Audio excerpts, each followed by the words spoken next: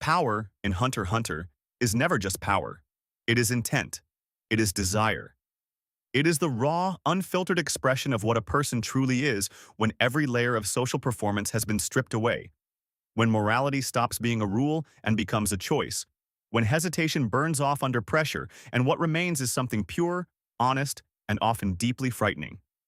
Nen does not lie. It cannot lie. It is, in the most fundamental sense, the truth of a person made visible and weaponized. Nen is a reflection of the soul. This is not a metaphor or a poetic flourish. It is the mechanical reality of how the system works. Every ability is shaped by the user's personality, their accumulated experiences, their greatest fears, and their deepest desires. Yoshihiro Togashi constructed Nen this way deliberately because he is not interested in power as an external resource, something you find, train for, or inherit. He is interested in power as an internal truth. The ability you develop is the person you are. You cannot separate them. For some characters in Hunter x Hunter, Nen becomes a tool of growth. For Gon, it is an expression of pure, overwhelming sincerity. Power that works because he means it absolutely. For Leorio, it is ambition directed toward healing. For Wing and Bisky, it is pedagogy, the desire to pass something forward. But for others, Nen becomes something else entirely, a weapon of control, a manifestation of grief so unprocessed it calcifies into cruelty. A system designed not just to win, but to dominate, to humiliate, to unmake, to remind every person in a room that they are less than the one who built this. Number 10. Shalnark. Black Voice. At first glance, Black Voice seems almost clinical. Shalnark uses a modified mobile phone and a set of specialized antenna needles to take control of human beings, operating them like remote-controlled vehicles. It is efficient, clean, precise. There is no mess, no drama, no emotional investment. He sees a problem, he applies the tool, and the problem resolves itself. Watching Shalnark use Black Voice, you might almost mistake it for the work of an engineer rather than a killer. But the darkness of Black Voice lies not in what it does to the body. It lies in what it does to the person inside the body. The victims of Black Voice are not rendered unconscious. They are not spared the experience of what happens to them. They remain fully aware, fully present, inside a body that is no longer responding to their commands. Every movement that body makes, every action it is forced to perform, every word it is compelled to say, all of it happens while the real person watches from somewhere behind their own eyes, screaming into a silence that no one can hear. This is not combat. This is imprisonment. Black Voice converts a human being into a puppet and leaves the human being inside, watching. And the most disturbing dimension of this ability is the attitude with which Shalnark deploys it. There is no hesitation, no moral friction, no moment where he pauses to acknowledge what it means to reduce a conscious person to an object. He picks up the phone, he makes the call, he moves on. The casualness is the horror. Black Voice, as a Nen ability, is a perfect mirror of a mind that has genuinely stopped perceiving other people as people, a mind that sees the world as a series of resources to be allocated. That is not just dark. That is a particular kind of emptiness that has no bottom. Number 9. Feitan. Painpacker. Feitan does not fight the way most warriors fight. He does not seek to avoid damage, minimize risk, or preserve himself across a long engagement. He endures. He absorbs. He lets the pain come, and he does not flinch from it. And then he builds something with it.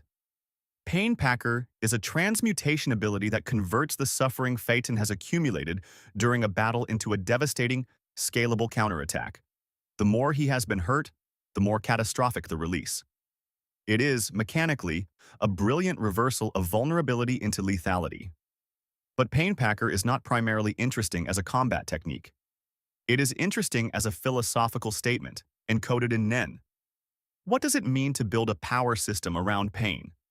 Not around resistance to pain or recovery from pain, but around the active collection and transformation of it. It suggests a worldview in which suffering is not an obstacle to be minimized. It is a resource to be harvested. Feitan does not want less pain. On some level, Feitan needs the pain. Without it, his most devastating ability simply does not function. This raises questions about Feitan that the series never explicitly addresses, but always implicitly invites. What kind of life produces a person who relates to pain this way? What experiences does someone need to accumulate before suffering becomes not just tolerable but structurally necessary? The Phantom Troop are not random criminals. They are people who grew up in Meteor City, a place that the world has officially decided does not exist, a place where people have no legal identity, no external protection, and no recourse when terrible things happen to them. Painpacker did not emerge from nowhere. It emerged from a life in which pain was so constant and so unavoidable that the only sane response was to make it useful. That is not just dark. That is a tragedy with nowhere to put itself. Number 8. Illumi Zoldyck. Needle manipulation. Illumi Zoldyck's needle manipulation is, on a surface level, a control ability.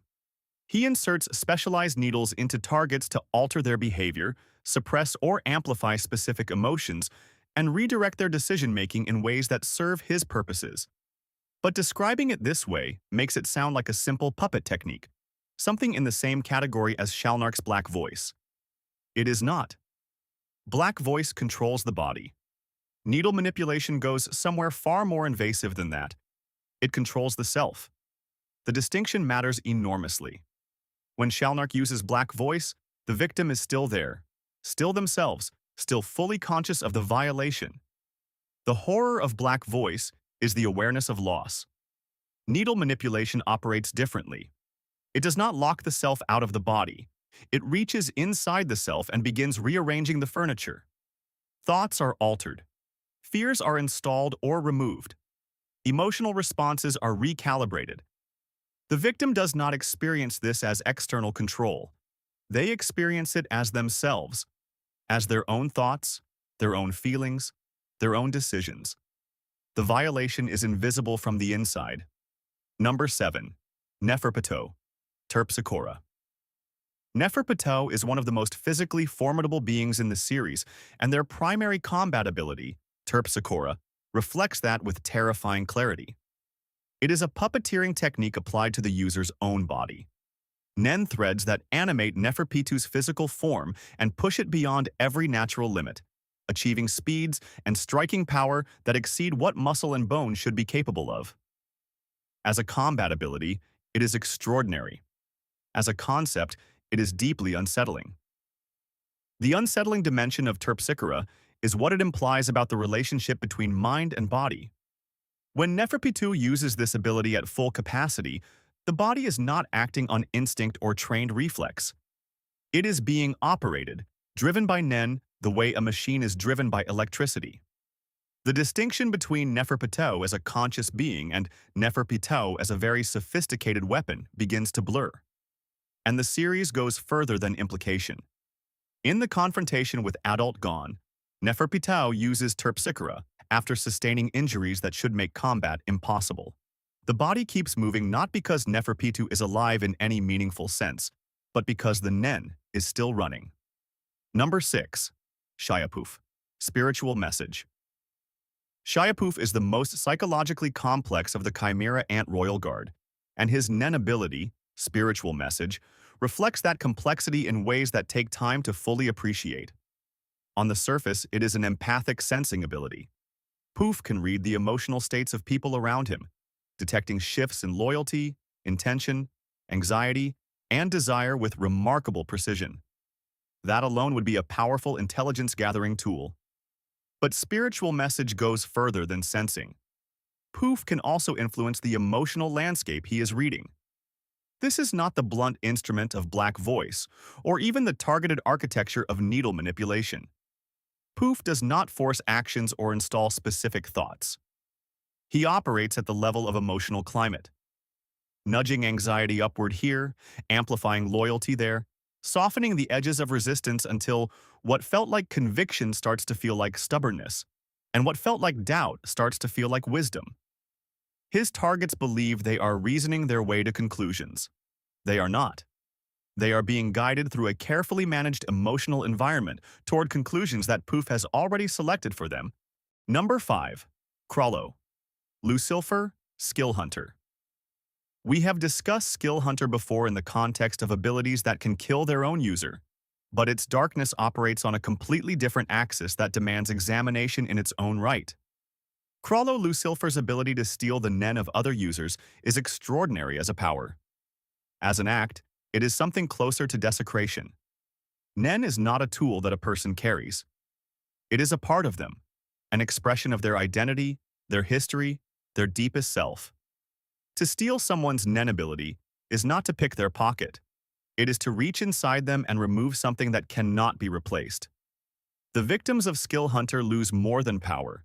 They lose the part of themselves that their power represented. The assassin whose life was defined by their unique technique.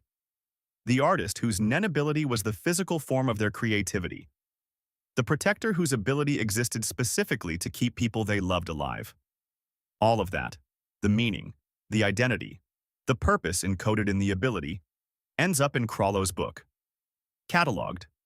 Stored. Available for deployment when strategically convenient. What makes Chrollo's relationship with Skill Hunter philosophically sinister is his complete detachment from what the collected abilities represent. He is cultured, perceptive, genuinely intelligent. He is capable of appreciating beauty and complexity. But the abilities he steals are treated as purely functional, entries in an inventory, weapons in an arsenal. There is no acknowledgement of the person the ability came from. No recognition of what was lost. They are trophies without the trophy room, souvenirs from places that no longer exist because he removed the thing that made them matter. Power built on erasure is still power. But it is power with blood on every page of the book it lives in. Number 4. Kurapika, Chain Jail. Kurapika is one of the most morally complicated characters in a series full of moral complexity, and Chain Jail is the ability that most precisely captures why. On its surface, it is a restraint technique, Nen chains that bind a phantom troop member and activate conditions so severe that any attempt to use Nen while imprisoned results in death. It is deliberately, almost surgically targeted. Kurapika did not build a general weapon. He built a specific cage for specific people, with specific consequences. This is not collateral damage. Every element of Chain Jail was chosen. The darkness of Chain Jail lies in the depth of intention behind it. This ability was not designed to neutralize threats. It was designed to ensure complete helplessness, to strip the phantom troop not just of their power, but of the possibility of resistance. Kurapika did not want to defeat his enemies in battle. He wanted to hold them, entirely at his mercy, in a state where they could not fight back, could not escape, and could not even use the fundamental expression of their identity without dying. That is not justice. That is something that only looks like justice from the outside. And Kurapika knows this. That is what makes Chain Jail so devastating to examine. This is a man who has thought carefully about what he is doing, who has felt the grief that drove him to this point, felt it fully, lived inside it for years, and arrived at a conclusion that most people, in the same situation, with the same losses, might also arrive at. The phantom troop destroyed everyone he loved. They took the eyes of his people and sold them as luxury goods. The rage is not irrational. The desire for absolute control over the people responsible is psychologically completely comprehensible. And the ability it produced is, precisely because of that comprehensibility, one of the most disturbing things in the series. Chain Jail is what happens when legitimate grief is given enough time and enough Nen to build something permanent. Number 3. Genthru. Countdown. Genthru is not the most powerful character in the Greed Island arc. He is not the most physically impressive or the most strategically sophisticated in a broad sense. But Countdown makes him one of the most genuinely terrifying because it operates in a dimension that most combat abilities never touch. The psychological. Countdown plants a bomb on its victims, a Nen construct that attaches to their aura and begins counting down toward detonation under specific conditions. The bomb is not immediately dangerous. It might not go off for hours or longer. But once it is attached, the victim knows it is there. That knowledge is the real weapon. Genthru does not primarily use Countdown to kill people. He uses it to own them, to establish a constant, unignorable presence in their minds that colors every subsequent decision. Every strategic choice a victim makes after receiving countdown is now made in the shadow of a question they cannot stop asking. Will this trigger it? Every alliance, every movement, every moment of rest is contaminated by the awareness of the bomb. Genthru can sit back and watch his opponents defeat themselves, their judgment progressively compromised by the sustained psychological pressure of knowing they are carrying their own detonation. Number 2. Gone Freaks. Adult Gone Freaks is the protagonist of Hunter x Hunter, and Togashi constructs him with enormous care as a specific kind of person. Someone of overwhelming sincerity, natural talent, and a fundamental orientation toward the world that is open, warm, and almost recklessly optimistic.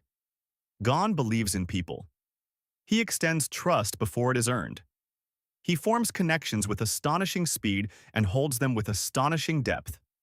He is, in many ways, the emotional center of the series, the one whose genuine enthusiasm and goodness make everything around him feel meaningful, which is exactly why his transformation in the Chimera Ant arc is so devastating.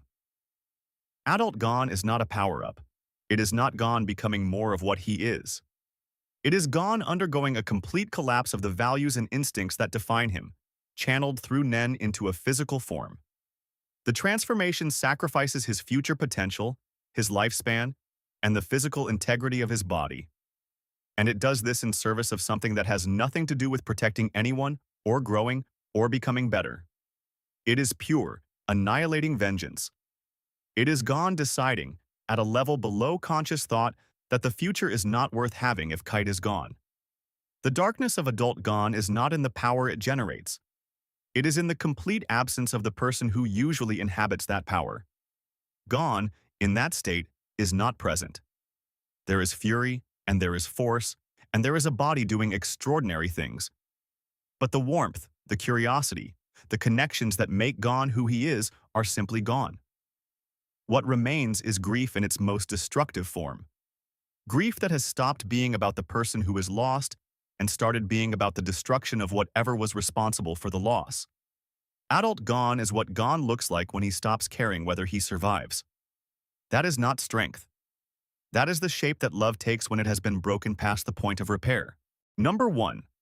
Alluka/Nanika. Wish granting. Alluka.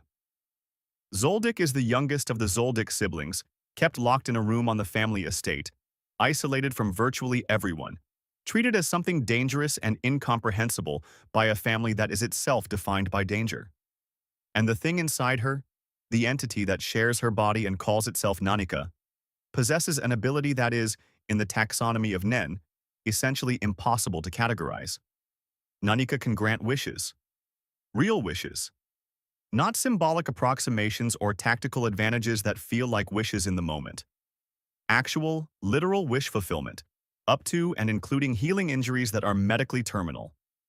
The cost is the mechanism that makes the ability so deeply disturbing. Before Nanika will grant a wish, Alluka issues 3 requests to the person seeking help. These requests must be fulfilled. They begin small. Give me your fingernail, give me your liver, give me your eyes. The specificity varies. The size of the request scales with the size of the previous wish granted. If the requests are refused, Nanika kills the person who refused, and then expands the kill radius exponentially. To people connected to that person, to people connected to those people, to an ever-widening circle of destruction that has no upper limit in the series lore. The largest refusal Nanika ever responded to killed 67 people. What makes Nanika the darkest ability in the series is not the scale of the potential destruction. It is what the ability reveals about the nature of desire and consequence. Every wish granted by Nanika is a debt written in other people's lives. The person making the wish does not pay the cost. Someone else does. Many someone else's. The wishmaker gets their healing, their resurrection, their impossible thing. And people they have never met are destroyed to balance the ledger. This is the darkest possible commentary on the nature of want. That human desire, pursued without limit, always extracts its cost from the people least able to consent to paying it, and Alluka herself, the child who carries this inside her, has no control over any of it. She did not choose Nanika. She did not choose the wishes, or the costs, or the killings. She is, in some sense, the most innocent person connected to the ability, and she is the one who has been imprisoned for it, isolated for it, feared and kept, and never allowed to simply be a child. The wish granting is dark. What the Zoldyck family's response to it reveals about them is darker still. Think about what it would mean to make a wish through Nanika, knowing the cost, knowing that somewhere, someone is going to be handed a set of requests, and if they hesitate, if they cannot comply for whatever reason, the people around them will die. And then the people around those people. You have your wish. Your loved one is healed. Your impossible thing is done. And somewhere, in a chain of causation that began with your desire, there is a widening circle of people who are dead because of it. That knowledge does not go away. It does not fade with time. You carry it. Every day. Because you wanted something badly enough to let Nanika make it happen.